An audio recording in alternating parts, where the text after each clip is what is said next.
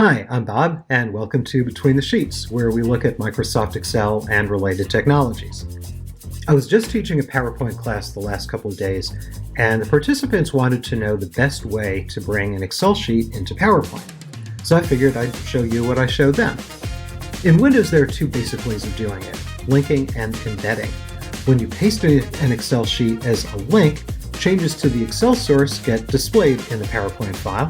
So if you make a change to the sheet directly in PowerPoint, you'll also see the change in Excel.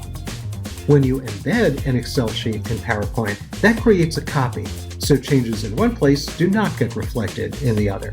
And there's no right or wrong way, it depends on what you need. And there's some important info about this at the end of this video.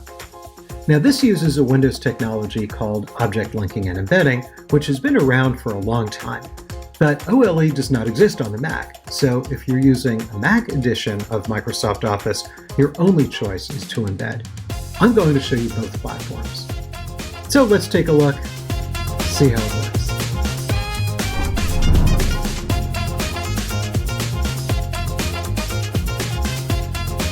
So here's an Excel sheet, and I'm in the Windows version. And what I'm going to do is just select all the stuff here, and I'm going to copy to the clipboard. I'll just press Control-C. Now let's switch into PowerPoint. Now if I simply do a regular paste, if I just press Control-V, that gets inserted as a table. That's not what I want, so I'm just going to undo. I'll press Control-Z, and I'll close this designer. What I want to do instead is on the ribbon bar, I'm going to click the down arrow below the paste button, and I'm going to choose Paste Special. And I get this dialog box, and you see I have two choices, Paste and Paste Link. Let's do Paste Link first. And I'm going to choose Excel Worksheet Object. So when I paste the link, that means that the changes that I make in Excel will be reflected in both places. So I'm just going to click OK. I could stretch this out if I want. And you notice this is not a table, this is a full object, right? There's no cells there to click on. So let's go make a change and see what happens. Let's just look at the first number here. So Q1 for Rose Tyler, you see, is 325. Let's go back into Excel. And in Excel, I'm going to click that cell, and I'm going to make it 400, enter it. And when I entered that, you notice it also updated the total on the Q1 column and also updated the total for the row. Now let's go back into PowerPoint. And in PowerPoint, you see that change is made immediately. Now let's look at embedding.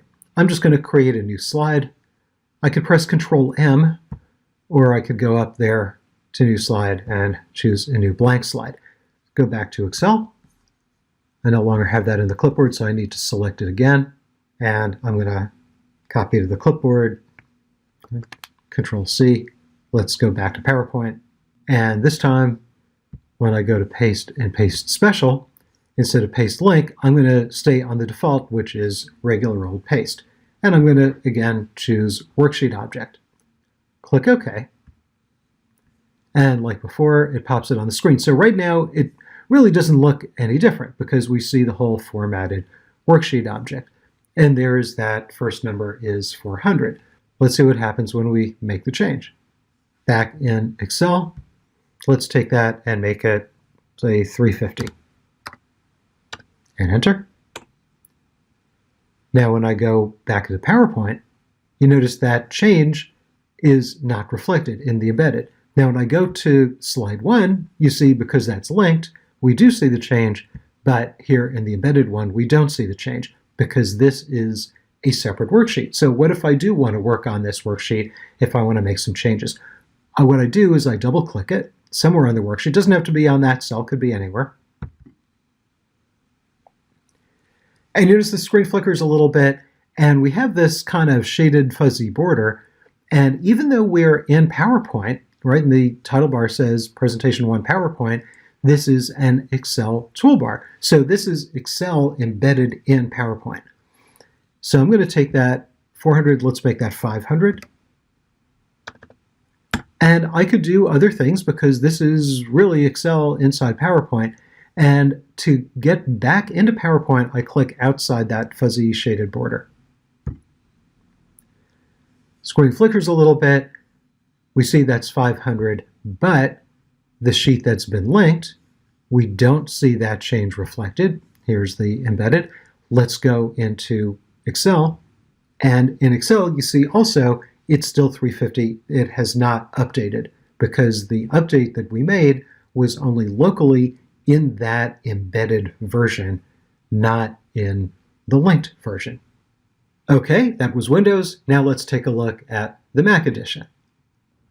This is the same file we were just using in Windows. Let me go and select the whole thing, and I'm going to copy to the clipboard. I'll press Command-C. Now let's go into the Mac version of PowerPoint. So here's PowerPoint, brand new, blank, empty file. And if I simply press Command-V, that pastes the data as a table. That's not really what we want. I'm going to undo.